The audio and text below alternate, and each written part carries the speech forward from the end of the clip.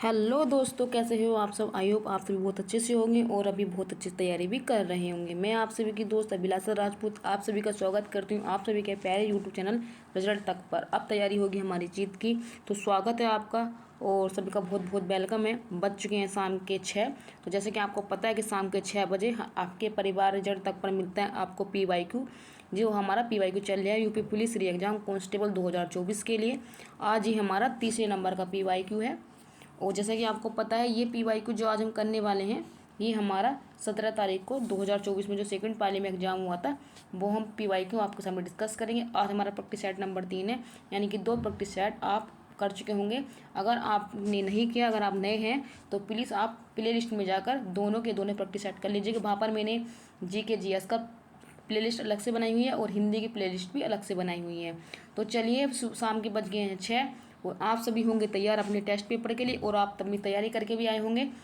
तो आपने कितना सीखा आज, कितना आपकी तैयारी हो गई है। तो GK GS का पोर्शन, क्योंकि बहुत ही बड़ा इसका क्षेत्र होता है, तो क्वेश्चन कहाँ से पूछ ले जाए वो इसकी कोई था नहीं होती, कोई सीमा नहीं होती है। लेकिन आपको अधिकतर क्वेश्चन यहाँ से बनाकर लेके चलने पड़ेंगे। तो चलिए, आप सभी को गुड इवनिंग, राधे राधे, जय श्री राम। चलते हैं अपने क्वेश्चन की तरफ। तो पहला क्वेश्चन आप सभी की स्क्रीन पर आ गया होगा। ये क्वेश्चन नंबर 34 से सीरीज शुरू थी। तो पहला क्वेश्चन आप सभी के सामने, ये क्वेश्चन है वैसे रीजनिंग का है, लेकिन मैंने फिर भी इसको उठाकर रख दिया, क्योंकि आप जितना से ज़्यादा प्रैक्टिस करेंगे PYQ की, उतना आपके लिए अच्छा होगा और आप जज कर पाएंगे कि हाँ, आप जो पढ़ रहे हैं वो एक सटीक रणनीति के द्वारा पढ़ रहे हैं। तो निम्नलिखित में से कौन सा विकल्प नीचे दिए गए सार्थक शब्दों का क्रम है, यानी कि आपको इनको मीनिंगफुल ऑर्डर में लगाना है। एक तरफ दिया है थकान, रात, दिन, नींद, काम। तो आपको ये सब पांचों के पांचों वाक्य जो लिखे हुए हैं, शब्द लिखे हुए हैं, आपको ये समझ में आना चाहिए कि ये किस रूप में दिए हुए हैं, यानी कि इनको जो डिजाइन किया गया है वो किस थीम पर डिजाइन किया गया है। तो आपको लग रहा होगा कि कोई भी व्यक्ति अगर आपको सुबह की लेकर शाम तक की दिनचर्या को अगर देखते हैं, तो उसी दिनचर्या से लगते हमको ये शब्द दिखाई दे रहे हैं। तो इसका आंसर क्या हो सकता है, जल्दी से आप इसको मीनिंगफुल ऑर्डर में लगाइए, उसके बाद मैं आपको बताऊंगी कि आपने सही किया क्या गलत किया। तो जल्दी से आपको इसका आंसर लगाना है। तो आप बताएंगे इसका जो आंसर हो जाएगा वो हो जाएगा ऑप्शन नंबर के बी। तो देखिए, ऑप्शन नंबर के बी कैसे होगा। तो पहले आप देखेंगे, पहले क्या होता है, दिन निकलता है। पहले क्या निकलेगा, दिन निकलेगा। दिन निकलने के बाद आप अपना काम स्टार्ट कर देंगे। जो भी, अगर आपको ऑफिस जाना है तो ऑफिस जाएंगे, घर पे काम करना है तो घर पे काम करेंगे, खेत में काम करना है तो खेत पे काम करेंगे। उसके बाद जब आप काम कर लेंगे, तो काम करने के बाद क्या होगी, आपको थकान होगी, आपको रेस्ट की ज़रूरत पड़ेगी, तो आप क्या थक जाएंगे काम करके। उसके बाद क्या होगी, रात हो जाएगी, कि भाई जब पूरे दिन काम करेंगे तो रात हो जाएगी, और रात में आप क्या करेंगे, नींद लेंगे, स्लीपिंग करेंगे। तो ये हो जाएगा 4। यानी कि एक व्यक्ति सुबह से उठ के दिन से निवृत्त होते हुए नींद तक उसको जाना है, रात तक जाना है। तो यही हमारा सार्थक क्रम था। 35 124 क्या है, ये सीरीज किस लगनी थी। क्वेश्चन नंबर बी हमारे क्वेश्चन का सही आंसर होगा। तो आप सभी ने इस क्वेश्चन को बहुत अच्छे से किया होगा, मुझे उम्मीद है। चलते हैं अपने नेक्स्ट क्वेश्चन की तरफ। क्वेश्चन नंबर 35 आप सभी की स्क्रीन पर है कि निम्नलिखित में से कौन सी भारत की पूर्वी तट पर स्थित खारे पानी की सबसे बड़ी लैगून झील है। ऑप्शन है चिल्का झील, ऑप्शन है Panchbhadra salt lake, option number C है लोनार क्रेटर झील, और ऑप्शन नंबर डी है कोलेरू झील। तो आपको बताना है पूर्वी तट पर खारे पानी की सबसे बड़ी लैगून झील कौन सी है। तो जल्दी से क्वेश्चन नंबर 35 का कीजिएगा आंसर। मैं आपके आंसर का कर रही हूँ वेट। तो आप बताएंगे जो हमारे क्वेश्चन का आंसर बनेगा वो बनेगा, हमारे क्वेश्चन का सही आंसर बनेगा वो बनेगा चिल्का झील। ऑप्शन नंबर के ए हमारा सही जवाब हो जाएगा। अगर मैं आपसे पूछूं कि चिल्का झील कौन से जिले में आती है, सॉरी राज्य में आती है, तो आप बताएंगे उड़ीसा में ये आती है, और ये पूर्वी तट की सबसे बड़ी खारे पानी की झील है। तो अगर आपसे पूछ ले कि भारत में खारे पानी की सबसे बड़ी लैगून झील क्या है, तभी भी आप आंसर करेंगे चिल्का झील।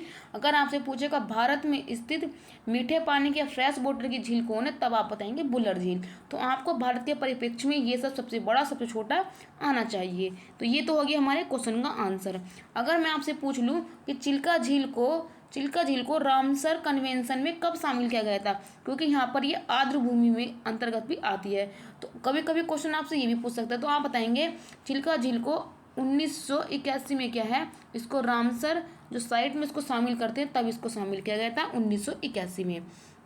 तो ये हो गया हमारा क्वेश्चन का आंसर।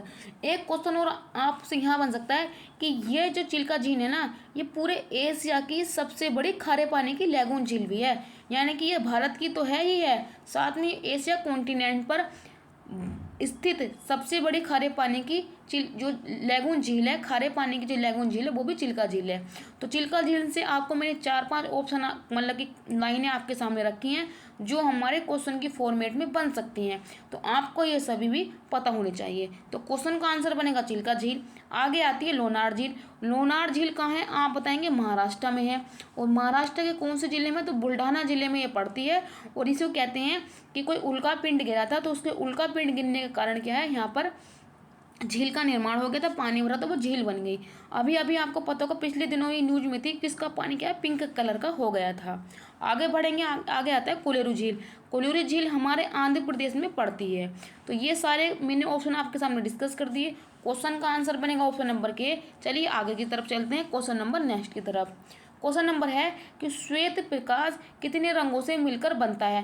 यानी कि जो वाइट प्रकाश बनता है वो कितने कलर से मिलकर बनता है, वही आपको बताना है। तो चलिए क्वेश्चन का आंसर कीजिए। 8 रंगों का प्रकाश मिलता है, 6 रंगों का प्रकाश मिलता है, 7 रंगों का प्रकाश मिलता है, या 5 रंगों का प्रकाश मिलता है। तो श्वेत प्रकाश को बनने के लिए कितने रंगों को मिलाना पड़ेगा? तो क्वेश्चन का आंसर दीजिए, क्वेश्चन नंबर 36 का आंसर। और मुझे लगता है कि आप सब ये क्वेश्चन को आंसर को बहुत अच्छे से करके ले जाएंगे। तो आप बताएंगे 7 रंगों के प्रकाश को अगर हम मिला देते हैं तो हमको क्या है, सफ़ेद रंग मिल जाएगा। और बेसफेद 7 रंग कौन कौन से होते हैं, चलिए वो भी देख लेते हैं। ये तो हमारे क्वेश्चन का हो गया आंसर। स्टूडेंट आपने एक प्रिज्म पढ़ा होगा, आपने अगर फिजिक्स पढ़ी होगी तो वहाँ पर आपको प्रिज्म पढ़ाया जाता होगा। मान लीजिए कोई भी प्रकाश की किरण आती है तो ये तो हो गया विरल माध्यम, इसको हम रेयर बोलते हैं। और ये हो गया शीशा है, ये शीशा है, इसको बोलते हैं डेंस माध्यम। तो जब कोई प्रकाश की किरण विरल माध्यम से सघन माध्यम में जाती है तो उसको जाना होता तो ऐसा है, लेकिन वो ऐसे ना जाकर वो क्या है, अभिलंब की ओर झुक जाती है, क्योंकि ये हमारा क्या है, अभिलंब है। ऐसे हम अभिलंब डालेंगे तो ये क्या है, अभिलंब की ओर झुक जाती है। तो ये क्या है, ये जो होती है ये 7 प्रकाश में 7 उसमें टूट जाती है। 1 2 3 4 5 6 और एक और बना लो 7। तो ये क्या है, 7 ये जो रे आती है जब विरल माध्यम सघन माध्यम की तरफ जाती है तो वो क्या होती है, अभिलंब की ओर झुक जाती है। तो ये 7 प्रकार में 7 प्रकाश की किरणों में टूट जाती है। आपसे अगर पूछेगा कौन कौन से, तो आप बताएंगे vib, V I B G Y O R. ये बिब ग्योर क्या है, इससे बनता है rainbow. Violet colour, indigo colour, blue colour, green colour, yellow colour, orange colour और रेड कलर। तो इस प्रकार से ये 7 हमारे कलर होते हैं। चलिए मैं इनको बता देती हूँ। तो आपने एक ट्रिक पढ़ी होगी बिब ग्योर। बिब ग्योर आपने पढ़ा होगा,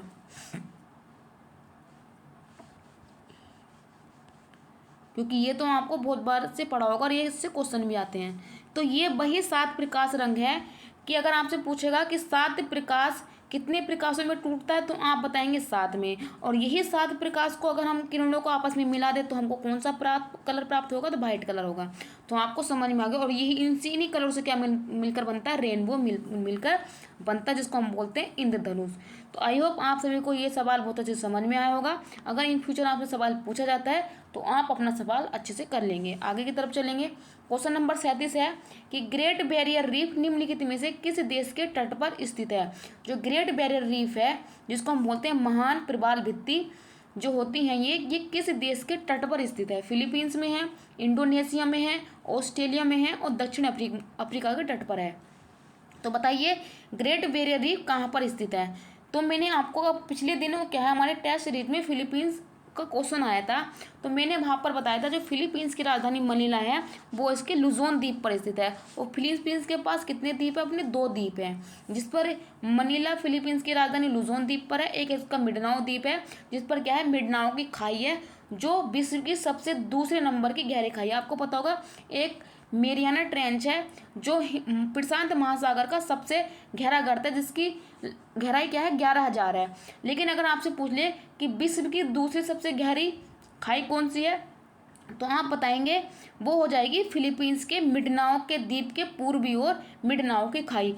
अगर उसकी आपसे पूछने लगा गहराई कितनी है, तब आप उसका जवाब देंगे 10,497 मीटर। देखिए, पहले तो सबको पता होता है, एग्जामिनर को पता है कि बच्चे पहले भी याद कर लेते हैं, आखिरी भी याद कर लेते हैं, लेकिन अब एग्जामिनर क्वेश्चन को बहुत ही टफ तरीके से पूछता है, तो आपको दूसरी भी पता होनी चाहिए, मिंडानाओ की खाई। अगर ये पूछ ले कि मिंडानाओ की खाई किस देश के पूर्वी, पश्चिमी, दक्षिणी या किस तट पर है, तो आपको ये भी पता होना चाहिए फिलीपींस के जो इसका मिंडानाओ जो उसका द्वीप है उसके पूर्वी तट पर स्थित है। तो चलिए, ये तो होगी एक्सप्लेनेशन। अब आते हैं अपने क्वेश्चन की तरफ। मैंने पूछा है ग्रेट बैरियर रीफ कहाँ पर है, तो आप बताएंगे दीदी ऑस्ट्रेलिया के पूर्वी तट पर स्थित ग्रेट बैरियर रीफ है। जैसे कि आपको पता होगा, इस तरीके से ऑस्ट्रेलिया का मैप हम बना लेते हैं। तो यहाँ पर क्या है, ग्रेट डिवाइडिंग रेंज है और इसको बोलते हैं ग्रेट प्रवाल भित्ति। तो ऑप्शन नंबर के सी हमारा सही है। अगर आपसे ये पूछने लगे कि ये किस ऑस्ट्रेलिया के पूर्वी तट पर है, उत्तरी तट पर है, पश्चिमी तट पर है, दक्षिण तट पर है, तो आप बताएंगे ये क्या है, इसके ईस्टर्न तट पर है, यानी कि इसके ईस्ट में है, पूर्व में है। तो कभी कभी डायरेक्शन से भी क्वेश्चन आपको पूछ सकता है, तो आपको हर प्रकार से सवाल आना चाहिए। अगर आपसे पूछे ग्रेट मरुस्थल कहाँ है, गिब्सन मरुस्थल कहाँ पर है, सैमसन मरुस्थल कहाँ पर है, सैंडी मरुस्थल कहाँ पर है, तो ये भी जितने मरुस्थल हैं वे भी ऑस्ट्रेलिया में पड़ते हैं। और ऐसा कौन सा कॉन्टिनेंट है जो मरुस्थल विहीन है, ये आप मुझे कमेंट करके जवाब देंगे, आपका होमवर्क क्वेश्चन है। आगे की तरफ बढ़ेंगे। क्वेश्चन नंबर 38 है कि निम्नलिखित में से कौन 1996 में भारतीय संविधान सभा के अध्यक्ष थे, यानी कि 1996 में भारतीय संविधान सभा के अध्यक्ष कौन थे, वही आपको बताना है। देखिए, आप बोलेंगे कि दीदी इसमें डेट तो क्लियर की नहीं है कि 9 दिसंबर 1946 को पूछ रहा है कि 11 दिसंबर 1946 को पूछ रहा है, लेकिन आपसे क्वेश्चन पूछा 1946 को, तो एग्जामिनर को पता है कि उसको क्वेश्चन किस थीम से पूछना है और कौन कौन से ऑप्शन रखने हैं। तो आप बताएंगे, अगर आपके दिमाग में आ रहा होगा कि डॉक्टर सचिदानंद सिन्हा भी थे और डॉक्टर राजेंद्र प्रसाद भी थे, लेकिन अगर आपसे क्वेश्चन पूछता कि 9 दिसंबर 1946 को कौन बने थे संविधान सभा के अध्यक्ष, तब जवाब होता है डॉक्टर सचिदानंद सिन्हा। लेकिन अगर जवाब क्वेश्चन ये होता है कि 11 दिसंबर 1946 को कौन बने थे संविधान सभा के अध्यक्ष, तब आंसर होता है डॉक्टर राजेंद्र प्रसाद। लेकिन आप अगर देखेंगे यहाँ पर सचिदानंद सिन्हा ऑप्शन में है ही नहीं, तो हमारा क्वेश्चन आसान से क्लियर हो गया कि डॉक्टर राजेंद्र प्रसाद होंगे, जवाहरलाल नेहरू होंगे, डॉक्टर भीमराव अंबेडकर होंगे, कि सरदार वल्लभ भाई पटेल होंगे। तो जल्दी से इस क्वेश्चन का आंसर करेंगे, तो आप बताएंगे डॉक्टर राजेंद्र प्रसाद 1946 में भारतीय संविधान सभा के क्या थे, अध्यक्ष थे, हेड बने थे।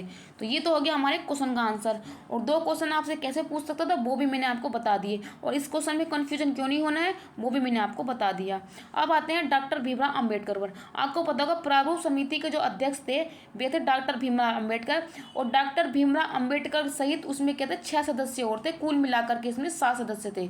तो कभी कभी क्वेश्चन आपसे ये पूछता है एग्जामिनर कि डॉक्टर भीमराव अंबेडकर के अलावा कितने सदस्य थे, तो बच्चे कंफ्यूज हो जाते हैं, 7 लगा देते हैं। लेकिन डॉक्टर भीमराव एक क्या थे, उसके सदस्य तो थे लेकिन उसके हेड थे, लेकिन इनसे अतिरिक्त अन्य कितने सदस्य थे, तो हम बताएंगे 6 सदस्य थे। और अगर आपसे पूछेगा प्रांतीय समिति के जो अध्यक्ष थे वो कौन बने थे, सरदार वल्लभ भाई पटेल। और आपसे पूछेगा संघ समिति के अध्यक्ष कौन थे, तो जवाहरलाल नेहरू। तो चलिए, ये होगी एक्सप्लेनेशन। क्वेश्चन का आंसर आपको पता चल गया, किस क्वेश्चन का आंसर किस क्वेश्चन के हिसाब से देना है वो भी मैंने आपको बता दिया। आगे की तरफ बढ़ेंगे।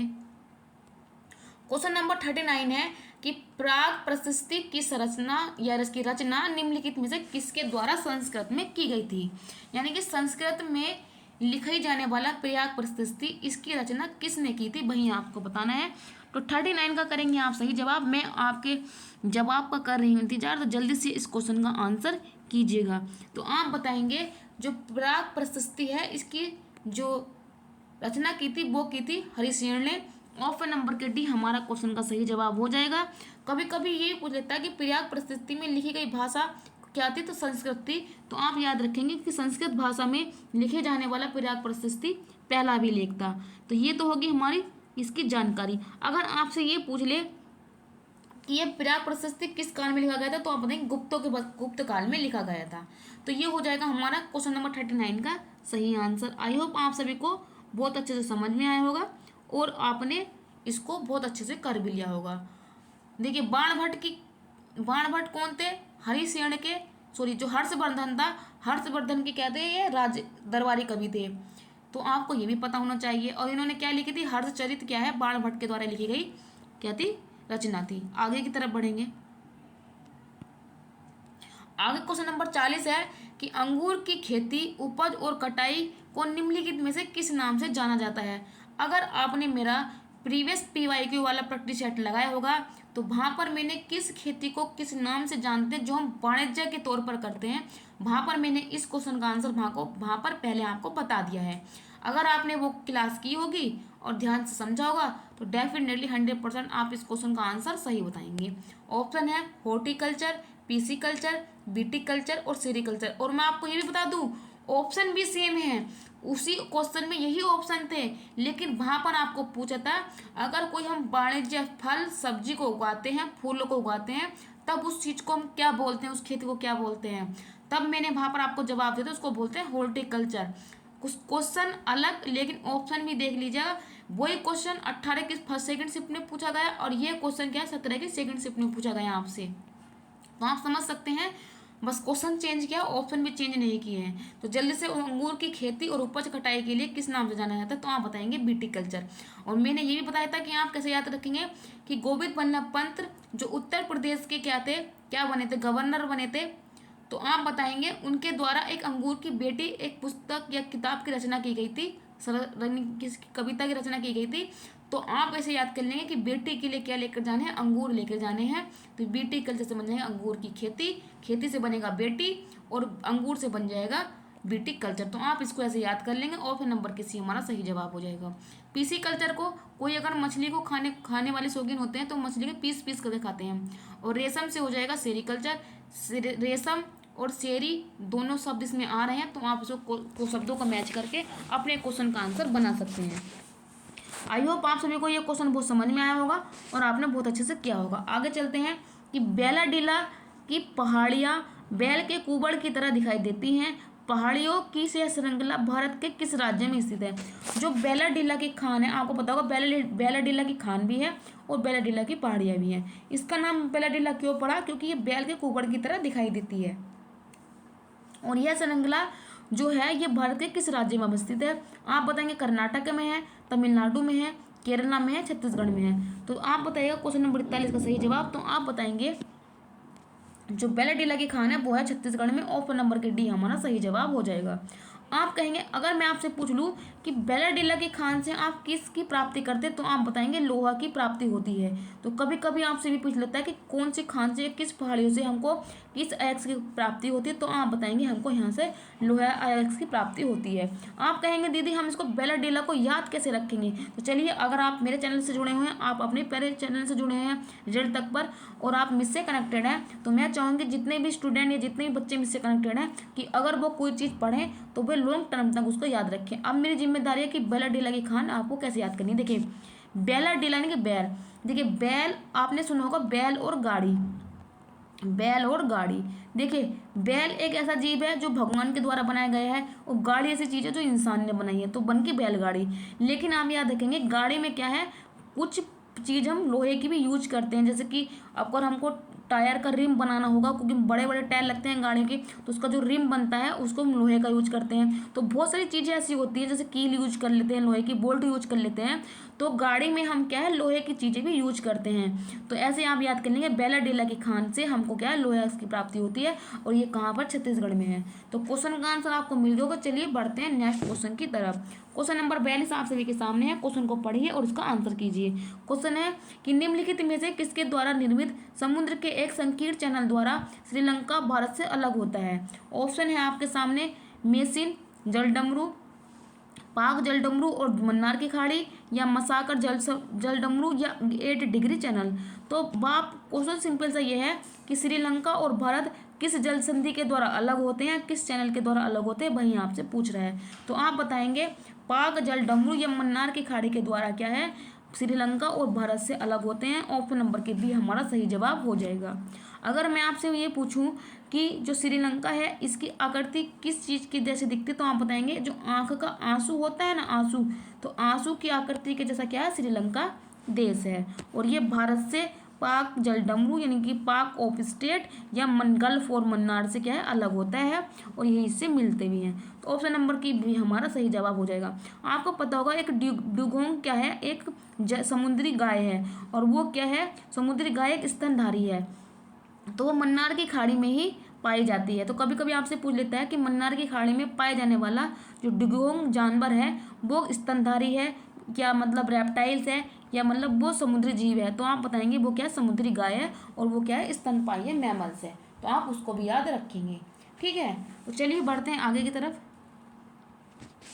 क्वेश्चन नंबर 43 आप सभी के सामने है कि सोनपुर पशु मेला हर साल भारत के निम्नलिखित में से किस राज्य में आयोजित होने वाला एक सांस्कृतिक कार्यक्रम है।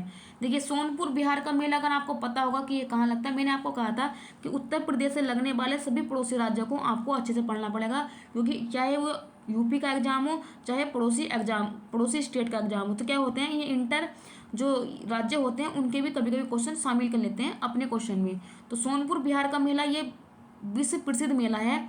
आप बताएंगे कौन से इसको राज्य में आयोजित किया जाता है, उड़ीसा में किया जाता है, असम में किया जाता है, सिक्किम में या बिहार में। जल्दी से क्वेश्चन का आंसर कीजिएगा। तो आप बताएंगे जो सोनपुर बिहार का मेला है ये लगता है बिहार में। और आपको पता होगा कि सोनपुर हम उसको क्या है, पशु का मेला बोलते हैं, क्योंकि यहाँ पर क्या है बहुत बड़ी मात्रा में क्या है इस दिन पशुओं की बहुत बड़ी खरीद और बिक्री की जाती है। और ये कहाँ लगता है, सोनपुर में लगता है, गंडक नदी के किनारे लगता है। तो ऑप्शन नंबर के डी हमारा सही आंसर हो जाएगा बिहार। ऐसा ही एक क्वेश्चन आता है कि उत्तर प्रदेश में लगने वाला बटेश्वर का मेला जिसको हम पशु मेला भी बोलते हैं वो कहाँ पर लगता है, तब आप जवाब देते हैं आगरा।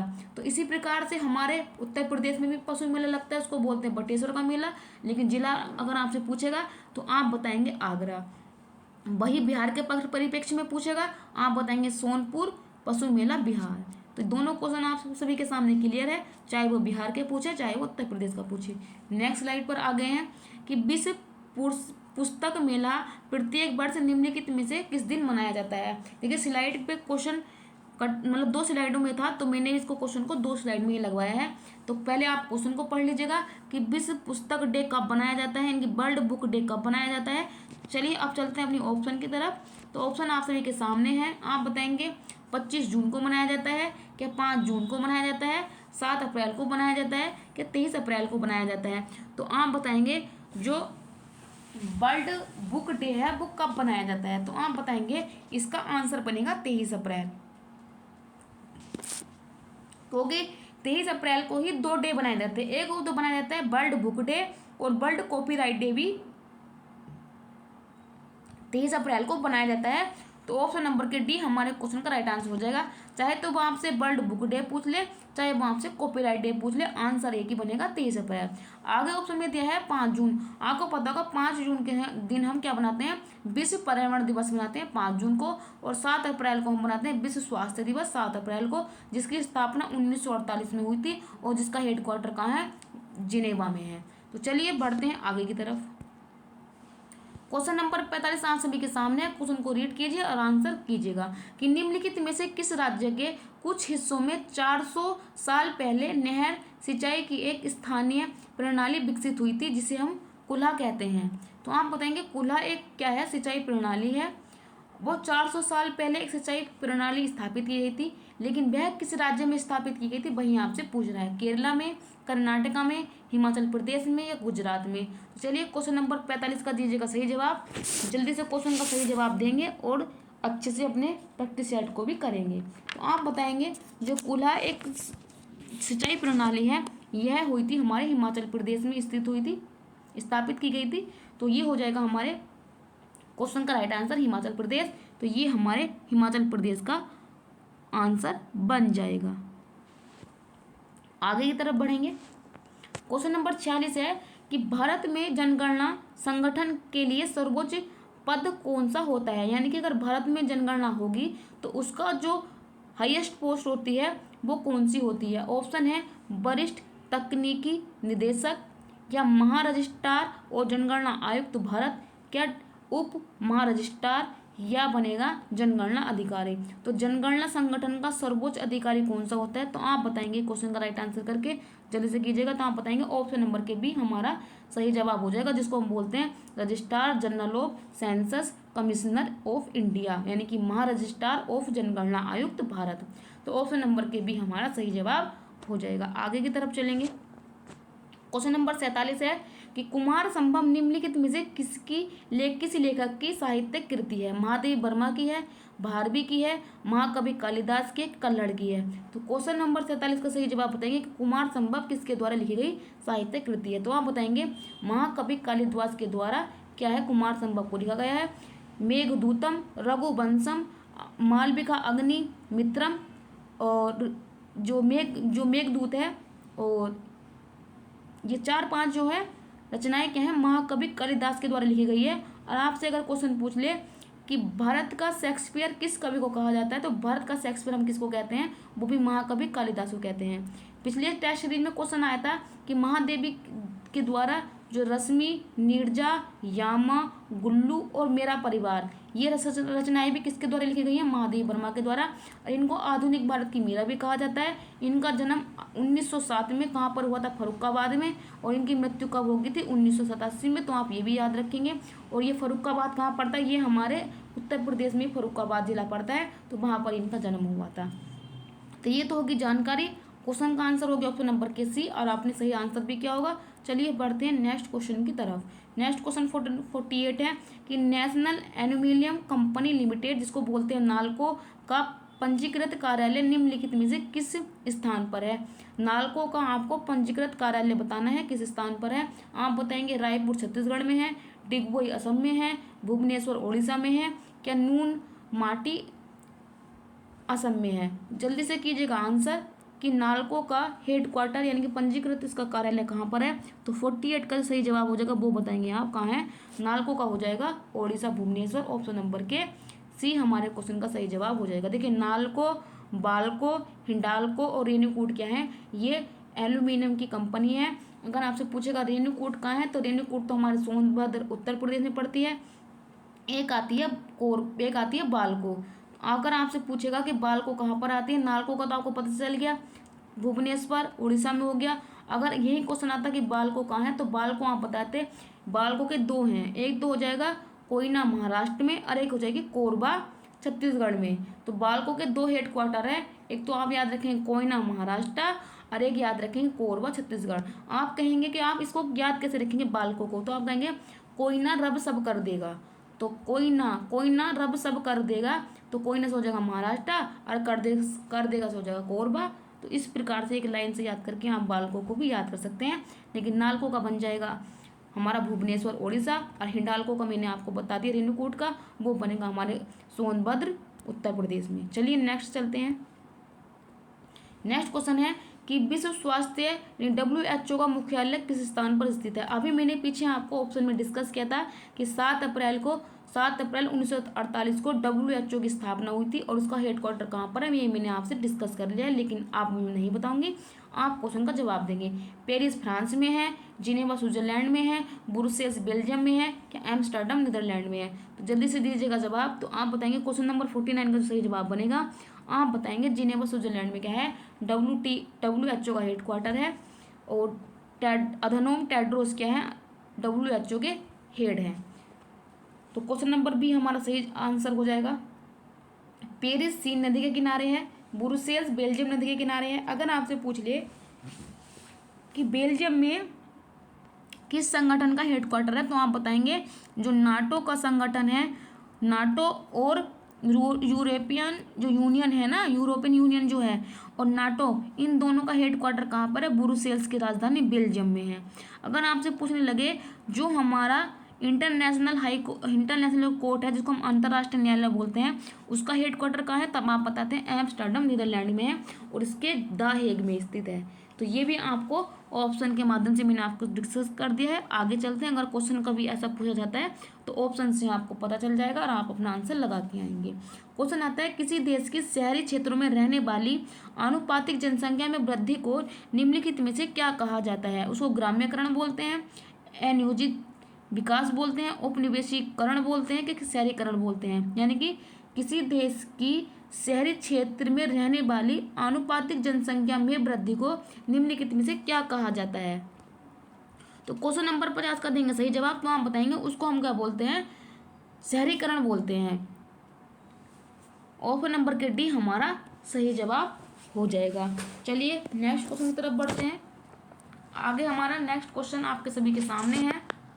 क्वेश्चन है क्वेश्चन नंबर 51 कि उत्तर प्रदेश में स्थित भदोही निम्नलिखित में से किस कला के लिए प्रसिद्ध है। आप बताएंगे चमकीले बर्तन के लिए, चिकनकारी के लिए, सिलाई साड़ी पर बुनाई के लिए, या कालीन बुनाई के लिए। तो उत्तर प्रदेश का जो जिला है भदोही, वो किस कला के लिए फेमस है। तो क्वेश्चन नंबर 51 का दीजिएगा सही जवाब। तो आप बताएंगे जो भदोही है वो कालीन बुनाई के लिए बहुत ज़्यादा से फेमस है। अगर आपने करंट अफेयर में पता होगा, जब हमारा नया संसद भवन बना था तो उस पर जो कालीन बिछाई गई थी वो भी कहाँ से आई थी, भदोही से आई थी। अगर आपसे कभी इन फ्यूचर क्वेश्चन पूछ ले कि नए संसद भवन में बिछी वाली कालीन को हमने किस देश मतलब किस स्थान से मंगवाया था या कहाँ से मंगवाया था, तो आप बताएंगे उत्तर प्रदेश के भदोही से मंगवाया था। तो ये तो हो गया हमारे क्वेश्चन का आंसर। आगे आता है ऑप्शन नंबर ए कि चिकनी मिट्टी के बर्तन कहाँ पर बनाए जाते हैं। तो आप बताएंगे ये खुर्जा उत्तर प्रदेश बुलंदशहर में बनाए जाते हैं। चिकनकारी जो कपड़ों पर कढ़ाई की जाती है ये लखनऊ में की जाती है। तो ये आप समझ गए होंगे, ऑप्शन का आंसर आपको मिल गया होगा। अगर मैं आपसे पूछूं ये जो होता है ये वन डिस्ट्रिक्ट वन प्रोडक्ट क्या है, एक स्कीम चलाई गई थी 2018 में उत्तर प्रदेश सरकार के द्वारा। तो वन डिस्ट्रिक्ट वन प्रोडक्ट का मतलब होता है कि हमारे उत्तर प्रदेश में यहाँ 75 जिले, तो उन 75 जिलों में एक एक चीज़ को क्या है मतलब कि सर्टिफाइड कर देता कि ये चीज़ सिर्फ इसी ज़िले में आपको स्पेशल मिलेंगी। तो ये वन डिस्ट्रिक्ट वन प्रोडक्ट के तहत एक योजना थी जो 2018 में चलाई गई थी। अगर आपसे पूछे कि वन डिस्ट्रिक्ट वन प्रोडक्ट की जो ब्रांड एम्बेसडर है उत्तर प्रदेश सरकार ने किसको बनाया, तो आप बताएंगे कंगना रनावत। तो आपको ये भी याद होना चाहिए। आगे की तरफ चलेंगे। क्वेश्चन नंबर 52 है कि निम्नलिखित में से उत्तर प्रदेश का राज्य वृक्ष क्या है। बैम्बू बांस है, बनियान बरगद है, ओंस या ये बांज है, या आप बताएंगे अशोक का पेड़ है। तो उत्तर प्रदेश का राजकीय पक्ष यानी कि राजकीय वृक्ष कौन सा है, वही आप जवाब देंगे। तो आप बताएंगे उत्तर प्रदेश का जो राजकीय वृक्ष है वो है अशोक का पेड़। ऑप्शन नंबर के डी सही जवाब हो जाएगा। वहीं अगर आपसे क्वेश्चन पूछा जाता है कि भारत का जो राष्ट्रीय मतलब कि जो भारत का हमारा राष्ट्रीय पेड़ है वो वृक्ष कौन सा, तो आप जब जवाब देंगे बनियान ट्री। लेकिन उत्तर प्रदेश का क्या हो जाएगा, आप बताएंगे डी, ऑप्शन नंबर के डी अशोक का पेड़। तो ये आपको पता चल गया होगा। अगर आपसे पूछे कि जो ये बैम्बू जिसको हम बांस बोलते हैं, ये कोई पेड़ नहीं होता है ना ही कोई झाड़ी होती है, ये एक घास की कैटेगरी में आता है। क्वेश्चन पूछा जाता है कि बांस को आप किस कैटेगरी में रखेंगे, झाड़ी में रखेंगे, पेड़ में रखेंगे, घास में रखेंगे। तो आप ऑप्शन लगाना कि जो बांस होता है ना इसको हम घास की कैटेगरी में रखते हैं। तो यह घास में पाई जाने वाली सबसे बड़ी घास, जिसकी लंबाई की मात्रा में सबसे बड़ी घास होती है। तो ऑप्शन नंबर के ए हमारा तमाम सही बताएंगे बांस। लेकिन हमारे क्वेश्चन का आंसर क्या था, ऑप्शन नंबर के डी। चलते बढ़ते हैं नेक्स्ट क्वेश्चन की तरफ। नेक्स्ट क्वेश्चन की तरफ बढ़ेंगे। नेक्स्ट क्वेश्चन आप सभी के सामने है। क्वेश्चन नंबर 52 आप सभी के सामने है। तो क्वेश्चन नंबर 52 तो मैंने आपसे डिस्कस कर दिया, रिपीट हो गया। ऑप्शन नंबर के डी अशोक का पेड़ हमारा राइट आंसर होगा। आगे की तरफ चलेंगे। आगे है क्वेश्चन नंबर 53 कि सुरह ताल प्रसिद्ध अभ्यारण्य जिससे साइबेरिया और अन्य ठंडे क्षेत्रों के कई प्रवासी पक्षी आते हैं, उत्तर प्रदेश के किस जिले में स्थित है। कहने का मतलब पूछ रहा है कि सूरताल जो पक्षी अभ्यारण्य है वो उत्तर प्रदेश के किस जिले में है। संत कबीर नगर में आता है, एटा में आता है, गोंडा में आता है, या बलिया में आता है। तो क्वेश्चन नंबर 53 का जल्दी से जवाब दीजिएगा। तो आप बताएंगे जो सूरताल पक्षी अभ्यारण्य वह आता है हमारे बलिया में। और बलिया क्या है, उत्तर प्रदेश का सबसे पूर्वी जिला है, ये भी आपको पता होना चाहिए। और पूर्वी जिला है तो बलिया की सीमा किससे लगेगी, तो आप बताएंगे ये हमारे बिहार राज्य से सीमा साझा करता है बलिया। और अगर आपसे पूछे कि ददरी का मेला कहाँ पर लगता है, तो ददरी का मेला भी बलिया में लगता है। तो ददरी का मेला बलिया में लगता है। और बलिया सबसे पूर्वी जिला है जिसकी सीमा बिहार से लगती है। और यहीं पर क्या है, सूरताल पक्षी अभ्यारण्य भी है। अगर वो आपसे पूछ ले कि एटा में क्या है, तो आप बताएंगे महावीर स्वामी पक्षी अभ्यारण्य। गोंडा में पूछेगा तो आप बताएंगे पार्वती अर्गा। और संत कबीर नगर में पूछेगा तो आप बताएंगे यहाँ पर क्या बताएंगे, संत कबीर नगर में क्या बनेगा, बखेरा पक्षी अभ्यारण्य कहाँ पर है, संत कबीर नगर में। तो कौन कौन से अभ्यारण्य कौन कौन से जिले में पड़ेंगे वो भी मैंने आपसे डिस्कस कर दिया। और ऑप्शन का आंसर क्या होगा, ऑप्शन नंबर के डी बलिया राइट आंसर है। चलिए नेक्स्ट चलेंगे। नेक्स्ट क्वेश्चन नंबर 54 आपके सामने है कि निम्नलिखित में से कौन सा सोशल मीडिया प्लेटफॉर्म पेशेवर नेटवर्किंग और नौकरी तलाशने के लिए सबसे उपयुक्त है। यानी कि अगर आपको कोई सोशल मीडिया प्लेटफॉर्म है वो जो पेशेवर नेटवर्किंग और नौकरी के लिए आपके लिए बेनिफिट देता है, आप बताएंगे लिंक लिंक्डइन है या स्नैपचैट है, इंस्टाग्राम है कि फेसबुक है। तो क्वेश्चन नंबर 54 का दीजिएगा सही जवाब। तो आप बताएंगे ये जो लिंक्डइन है ना, लिंक्डइन ये क्या है, एक ऐसा सोशल मीडिया प्लेटफॉर्म है जो पेशेवर नेटवर्किंग और नौकरी तलाशने के लिए सबसे उपयुक्त क्या है, प्लेटफॉर्म है। आप यहाँ पर जाकर नौकरी के लिए भी देख सकते हैं। तो लिंक्डइन ऐप जो होगा वो आपके लिए बहुत ही बेनिफिशियल है। तो क्वेश्चन नंबर का राइट आंसर बन जाएगा ऑप्शन नंबर के ए। और आपको पता होगा फेसबुक का नाम, आप फेसबुक नाम का क्या है, मेटा है। तो आप इसको भी याद रखेंगे क्योंकि ये क्वेश्चन भी पूछा गया है। आगे की तरफ चलेंगे। क्वेश्चन नंबर 55 है कि मथुरा निम्नलिखित में से किसकी जन्मस्थली है जिसके ब्रजभूमि के नाम से जाना जाता है। भगवान राम की है, भगवान कृष्ण की है, गणेश की है कि शिव की है। तो आप बताएंगे। ये तो आप बहुत हल्का क्वेश्चन हो गया आपके लिए, रसगुल्ला क्वेश्चन है कि मथुरा किसकी जन्मस्थली। तो आप बताएंगे भगवान श्री कृष्ण की जन्मस्थली है मथुरा, जिसको हम ब्रजभूमि के नाम से भी जानते हैं। ऑप्शन नंबर के भी हमारा सही जवाब हो जाएगा। आगे चलेंगे। क्वेश्चन नंबर आपके सामने 56 है कि अकबर का मकबरा निम्नलिखित में से किस स्थान पर स्थित है। एटा में है, रामपुर में है, उन्नाव में है या सिकंदराबाद में है। तो अकबर का मकबरा कहाँ पर है, तो आप बताएंगे सिकंदराबाद में है। और ये सिकंदराबाद कहाँ पड़ता है, ये आगरा से कुछ किलोमीटर की दूरी पर क्या है, आपको सिकंदरा मिल जाएगा। और यहाँ पर क्या है, अकबर का आपको मिलेगा मकबरा। ऑप्शन नंबर के डी राइट आंसर हो जाएगा। नेक्स्ट क्वेश्चन की तरफ चलेंगे। नेक्स्ट क्वेश्चन नंबर 57 है कि निम्नलिखित में से उत्तर प्रदेश का प्रसिद्ध लोक नृत्य धान और मक्के की खेती के दौरान किया जाता है। कजरी, रसिया, हुरका बैला या चरकुला। तो आप बताएंगे उत्तर प्रदेश में जो लोक नृत्य धान और मक्के की खेती के दौरान किया जाता है उसको बोलते हैं हुरका बोला। आप बताएंगे कि ये हो जाएगा ऑप्शन नंबर के सी। लेकिन ये हुड़का बोला अब हमारे उत्तर प्रदेश में नहीं होता। पहले उत्तर प्रदेश, यूपी और उत्तराखंड पहले एक ही राज्य थे। तो ये उत्तराखंड में जो राज्य चले गए हैं उनमें आयोजित किया जाता था। लेकिन जब से उत्तर प्रदेश और उत्तराखंड का हो गया विभाजन, तो क्या हो गया, ये क्वेश्चन जो आंसर चला जाएगा ये चला जाएगा उत्तराखंड में। लेकिन ये क्वेश्चन पूछा गया तब के परिप्रेक्ष्य में जब उत्तर प्रदेश और उत्तराखंड क्या थे, एक ही राज्य थे। तो ऑप्शन नंबर के सी हमारे क्वेश्चन का सही जवाब है। चलते हैं नेक्स्ट क्वेश्चन की तरफ, आगे बढ़ेंगे। क्वेश्चन नंबर 58 है कि बनारस हिंदू विश्वविद्यालय की स्थापना पंडित मदन मोहन मालवीय ने निम्नलिखित में से किसके सहयोग से की थी। डॉक्टर नैनी बेसेंट के द्वारा, रविन्द्रनाथ टैगोर के द्वारा, मैडम जी भीकाजी कामा के द्वारा, ये सरदार वल्लभ भाई पटेल के द्वारा। तो आप बताएंगे जो हिंदू विश्वविद्यालय है बनारस में वो पंडित मदन मोहन मालवीय ने की थी। लेकिन इनका सहयोग किसने किया था। तो क्वेश्चन नंबर 58 कर दीजिएगा सही जवाब। तो आप बताएंगे एनी बेसेंट के द्वारा इनका साथ दिया गया था। और बनारस हिंदू विश्वविद्यालय की स्थापना कब हुई थी, 1916 में हुई थी। ये हमारे क्वेश्चन का बनेगा राइट आंसर। आगे आप देख लेंगे मैडम भीकाजी कामा। मैडम भीकाजी कामा जर्मनी के स्टुटगार्ट में विदेशी भूमि पर भारतीय झंडा को फहराने वाली जो कौन सी महिला थी, मैडम भीकाजी कामा थी। और मैडम जी भीकाजी कामा को क्या था, क्रांति की माँ भी कहा, भारतीय क्रांति की माँ भी कहा जाता है। तो आप इनको भी याद रखेंगे। जर्मनी के स्टुटगार्ट में इन्होंने तिरंगा फहराया था। आगे चलेंगे। क्वेश्चन नंबर 59 है कि यूपीएसएसएफ का पूरा नाम बताइए। यानी कि यूपीएसएस का आपको फुल फॉर्म बतानी है। क्वेश्चन है Uttar Pradesh social source force हो जाएगी, Uttar Pradesh solid security force हो जाएगी, Uttar Pradesh social security force हो जाएगी, या उत्तर प्रदेश स्पेशल सिक्योरिटी फोर्स हो जाएगी। तो यूपीएसएसएफ का फुल नाम यानी कि इसकी फुल फॉर्म क्या होगी। तो क्वेश्चन नंबर 59 का सही जवाब बनेगा ऑप्शन नंबर के D, Uttar Pradesh special security force. Option number के डी हमारे क्वेश्चन का बनेगा सही जवाब। आई होप आप सभी ने भी सही जवाब दिया होगा।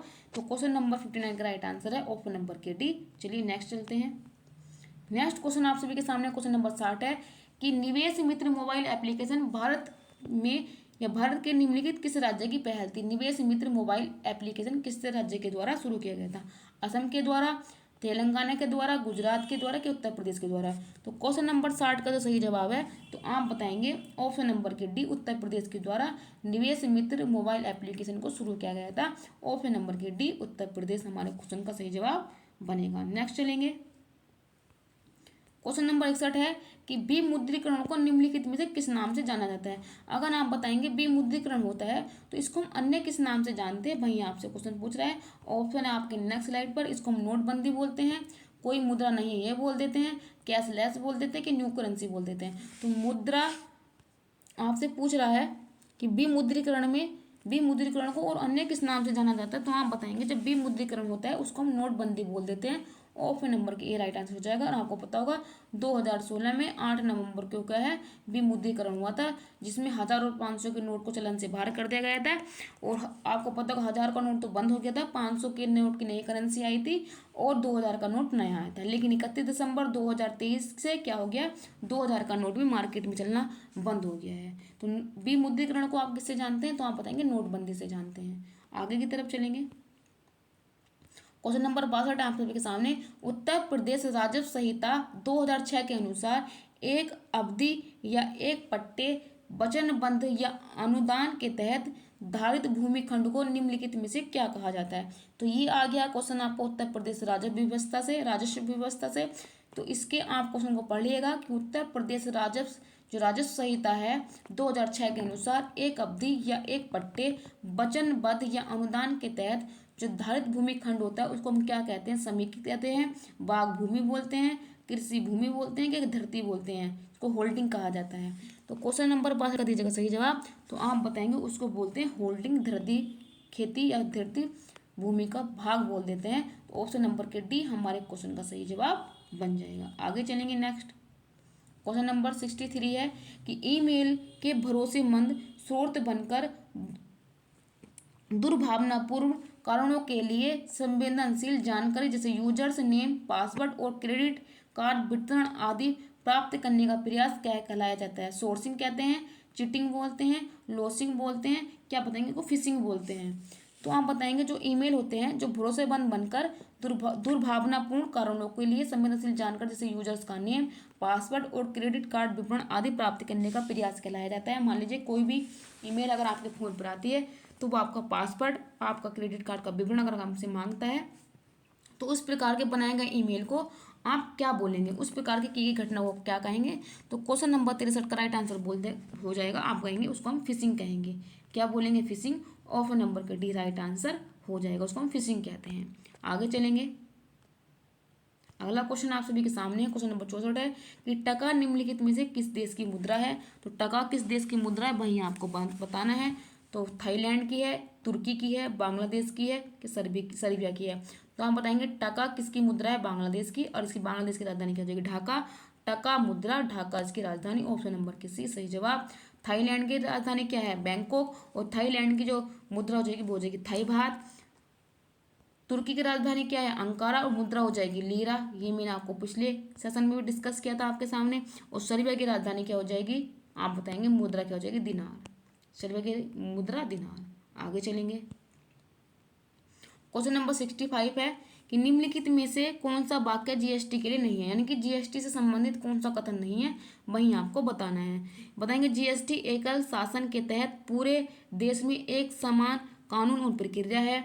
दूसरा ऑप्शन है जीएसटी इनपुट टैक्स क्रेडिट या मूल्यों के लाभ घटाव के लाभ कर एक ही साथ दर पर वस्तु और सेवाओं दोनों पर ही व्यापक उगाही और वसूली जाती है। या जीएसटी एक गंतव्य आधारित टैक्स है, कर है। ऑप्शन नंबर डी है वस्तु और सेवाओं पर कई प्रकार से कर लगाए जाते हैं। तो जीएसटी से संबंधित कौन सा कथन नहीं है, तो 65 का दीजिएगा सही जवाब। तो आप बताएंगे ऑप्शन नंबर के बी हो जाएगा, क्योंकि जीएसटी के इनपुट टैक्स क्रेडिट या मूल्यों के घटाव के लाभ पर एक ही साथ दर पर वस्तु और सेवाओं दोनों पर व्यापक रूप से उगाही वसूली जाती है। ये कथन गलत दिया है। ए भी सही है, सी भी सही है, डी भी सही है, लेकिन हमारा बी नहीं होगा। ऑप्शन नंबर के बी राइट आंसर। नेक्स्ट चलेंगे। क्वेश्चन नंबर 66 है कि निम्नलिखित में से कौन सा बंदरगाह कच्छ यानी गुजरात में स्थित है। कांडला बंदरगाह दीनदयाल जिसका नाम हो गया है जवाहरलाल नेहरू बंदरगाह हो जाएगा, पारादीप बंदरगाह हो जाएगा, या मोरमुगांव बंदरगाह हो जाएगा। तो कच्छ यानी गुजरात में कौन सा बंदरगाह पड़ता है, तो आप बताएंगे कांडला बंदरगाह, दीनदयाल इसका पोर्ट नया नाम हो गया है। अगर आपसे पूछेंगे स्पेशल इकोनॉमिक जोन सबसे पहला भारत का बनने वाला कौन सा, तो आप बताएंगे कांडला बंदरगाह, जो कहाँ बना था 2005 में, लेकिन लागू कब हुआ था 2006 में। आप ये भी याद रखेंगे, इसको बोलते हैं स्पेशल इकोनॉमिक जोन बोल देते हैं। तो ये ऑप्शन नंबर ए बन जाएगा। हाल ही की न्यूज के अनुसार कांडला बंदरगाह सबसे ज़्यादा निर्यात में सबसे पहले ऊपर था, लेकिन इसको पीछे पछाड़कर पारादीप जो उड़ीसा का बंदरगाह है ये अपने नंबर 1 पर आ गया है, और नंबर 2 पर चला गया है कांडला बंदरगाह। तो इन फ्यूचर अगर करंट अफेयर में क्वेश्चन पूछता है तो आप अपने क्वेश्चन का आंसर कर दीजिएगा। आगे चलेंगे। क्वेश्चन नंबर 67 है कि हाल ही में श्री अमित शाह ने निम्नलिखित में से किस स्थान पर social cooperative dairy federation of India के मुख्यालय की आधारशिला रखी है? आणंद गुजरात में रखी है, बेंगलुरु में रखी है, जयपुर में रखी है, गांधीनगर गुजरात में रखी है। तो क्वेश्चन नंबर 67 का दीजिएगा सही जवाब। तो आप बताएंगे कहाँ पर रखी गई थी अमित शाह के द्वारा? तो आप बताएंगे ऑप्शन नंबर के डी, गांधीनगर गुजरात हमारे क्वेश्चन का सही आंसर हो जाएगा। आगे चलेंगे। क्वेश्चन नंबर 68 है कि निम्नलिखित में से कौन सा पुरस्कार सहकारी और दुग्ध उत्पादन कंपनियों को बढ़ावा और प्रतिस्पर्धा की भावना पैदा करने के प्रेरित करने हेतु दिया जाता है? राष्ट्रीय गोपाल रत्न पुरस्कार, मेजर ध्यानचंद पुरस्कार, अर्जुन पुरस्कार या द्रोण पुरस्कार? तो आपने इस क्वेश्चन को आपने पहले एलिमिनेट कर देगा, ऑप्शन बी सी डी में से कोई होगा नहीं, ऑप्शन नंबर के राइट आंसर हो जाएगा। क्योंकि यहाँ पर क्या है, राष्ट्रीय गोपाल रत्न पुरस्कार, ध्यानचंद पुरस्कार खेल में दिया जाता है, अर्जुन पुरस्कार खेल में दिया जाता है और द्रोणाचार्य पुरस्कार कोच को दिया जाता है। तो इनका संबंध तो होगा नहीं, तो ऑब्वियसली जो आंसर बने हमारा बनेगा आंसर नंबर के, नेशनल गोपाल रत्न अवार्ड 68 का राइट आंसर। नेक्स्ट क्वेश्चन की तरफ चलेंगे। 69 है कि केंद्रीय मंत्रालय ने हाल ही में भारत और निम्नलिखित में से किस देश के बीच प्रवासन और गतिशीलता समझौते को मंजूरी दी है? जर्मनी के साथ, श्रीलंका के साथ, इटली के साथ या नेपाल के साथ? तो 69 का कीजिएगा सही जवाब। तो आप बताएंगे ये मंजूरी दी है हमने किसके साथ? इटली के साथ। और इटली की जो प्रधानमंत्री है जॉर्जिया मेलोनी है, भारत में काफ़ी फेमस है। अगर आपसे पूछेंगे कि जो हमारे G7 की ये संगठन है G7, उसकी अध्यक्षता वर्तमान 2024 में किस देश के द्वारा की जा रही है? तो आप बताएंगे वो भी इटली कर रहा है। अगर आपसे पूछेगा G7 सम्मेलन 2024 में इसकी अध्यक्षता इनकी का मेजबान देश कौन है, तब आप बताएंगे इटली। और इटली ने भारत को क्या है, एक अतिथि देश के रूप में क्या है, इनवाइट किया है। तो क्वेश्चन आपसे भी बन सकता है, क्योंकि जब ब्रिक्स सम्मेलन की पूछ सकता है बैठक कौन कर रहा है, G20 की बैठक कौन करता है, तो G7 की भी बैठक कौन सा देश कर रहा है, ये भी आपसे क्वेश्चन पूछ सकता है। तो ये भी आपको पता होना चाहिए। चलिए नेक्स्ट चलते हैं। क्वेश्चन नंबर 70 आप सभी के सामने है। क्वेश्चन को पढ़िएगा और पढ़ के इसका आंसर कीजिएगा। तो आप बताएंगे हाल ही में भारतीय सेना का फास्ट अटैक क्राफ्ट INS कावरा निम्नलिखित में से किस स्थान पर पहुंचा? कोलंबो श्रीलंका पहुंचा, जिबेली अली का बंदरगाह UAE पहुंचा, माले मालदीव पहुंचा, क्या मातरबारी बंदरगाह बांग्लादेश पहुंचा? तो क्वेश्चन नंबर 70 का कीजिएगा सही जवाब। तो आप बताएंगे ये जो भारत नौसेना का फास्ट अटैक एयरक्राफ्ट था INS कावरा, ये कहाँ पहुंचा था? कोलंबो श्रीलंका पहुंचा था। तो पहली बार ये कहाँ गया था? कोलंबो श्रीलंका गया था। ऑप्शन नंबर के राइट आंसर है। क्योंकि डिफेंस से संबंधित सवाल भी एग्जामिनर पूछ लेता है। आगे चलेंगे। क्वेश्चन नंबर 71 है कि निम्नलिखित में से कौन खुदाई खिदमतगार का संस्थापक था? अब्दुल खान अबुल गफ्फार खान थे, मौलाना अबुल आज़ाद कलाम थे, बदरुद्दीन तैयबजी थे, क्या मोहम्मद अली जिन्ना थे? तो किसे खुदाई खिदमतगार कहा जाता था और इस संगठन की स्थापना किसके द्वारा की गई थी? क्वेश्चन नंबर 71 का दीजिएगा सही जवाब। तो आप बताएंगे जो क्वेश्चन नंबर 71 का सही जवाब हो जाएगा वो हो जाएगा खान अब्दुल खान गफ्फार खान। और इन्होंने ही लाल कुर्ती दल की स्थापना भी की थी। और ये पहले ऐसे विदेशी थे जिनको क्या है भारत रत्न भी दिया गया था। ऑप्शन नंबर के हमारे क्वेश्चन का सही जवाब हो जाएगा। आज तक भारत में सिर्फ 2 ही ऐसे विदेशी हुए हैं जिनको भारत रत्न दिया गया था। एक तो खुदाई खिदमतगार जिसको हम कहते हैं खान अब्दुल गफ्फार खान, और एक हो जाएंगे नेल्सन मंडेला। तो 2 ही ऐसे विदेशी हैं जिनको भारत रत्न दिया गया था। आगे चलेंगे। क्वेश्चन नंबर 72 है कि निम्नलिखित में से किसने हाल ही में कोच्चि लक्षद्वीप समूह में सबमरीन ऑप्टिकल फाइबर कनेक्शन का उद्घाटन किया है? श्री राजनाथ सिंह ने किया है, अमित शाह के द्वारा किया गया है, डॉक्टर एस जयशंकर जो हमारे विदेश मंत्री उनके द्वारा किया गया है, या हमारे प्रधानमंत्री नरेंद्र मोदी के द्वारा किया गया है? तो क्वेश्चन नंबर 72 का दीजिएगा सही आंसर। तो आप बताएंगे ये जो ऑप्टिकल फाइबर सुविधा का जो स्थापना कनेक्शन की स्थापना की गई है, उद्घाटन किया गया है, तो आप बताएंगे ये नरेंद्र मोदी जी के द्वारा किया गया है। और ये कहाँ पर की गई है? कोच्चि लक्षद्वीप समूह में। आगे की तरफ चलेंगे। तो ये थे आज के हमारे क्वेश्चन नंबर 72, लास्ट क्वेश्चन था। तो कैसी लगी आप सभी को ये सीरीज, कैसा लगा आपको ये PYQ? आई होप आप सभी ने बहुत अच्छे से किया भी होगा। कुछ आपको करंट अफेयर क्वेश्चन में दिक्कत होगी, लेकिन जो GK GS स्टैटिक का पोर्शन था वो आपने काफ़ी अच्छे से किया होगा। कुछ क्वेश्चन में आपको डाउट हो सकते हैं, बट कोई नहीं, जितने क्वेश्चन में ऑप्शन से बन सकते थे वो मैंने आपके सामने रखे हैं। और मैंने अपना पूरा 100% आपको देने की कोशिश किया है। हर दिन मेरी ये कोशिश रहती है कि कुछ ना कुछ आपको नया दिया जाए। जो भी मुझसे त्रुटि या गलती होती है वो मैं उसको सुधार के लिए रखती हूँ। और अगर आपको ये सेशन अच्छा लगा हो, एक्सप्लेनेशन समझ में आई हो, तो प्लीज़ चैनल को सब्सक्राइब जरूर करना है, बेल आइकन की तरफ प्रेस जरूर कर देना है। और आपको ये भी बात बोलनी थी, जैसे ही हमारा PBI को सेट पूरा होता है उसके लिए आपके लिए फिर बहुत बेहतरीन सीरीज के बारे में सोच लिया गया है, उसकी PDF तैयार कराई जा रही है। तो उसके बाद क्या है, झट से आपकी नई टेस्ट सीरीज शुरू हो जाएगी। तो अगर आपने घटना चक्र की टो सीरीज नहीं की है तो आम जाकर के चैनल पर उसके 10 के 10 प्रैक्टिस सेट आप वहाँ पर लगा सकते हैं। वो पूरी प्लेलिस्ट आपके चैनल पर पड़ी हुई है। तो चलिए आपसे लेती हूँ मैं विदा, आप सभी की दोस्त अभिलाषा राजपूत। रिजल्ट तक परिवार पर जोड़ने का आप सभी का बहुत बहुत धन्यवाद। अगले सेशन में इसी जोश इसी जुनून के साथ मिलते हैं। Thank you so much.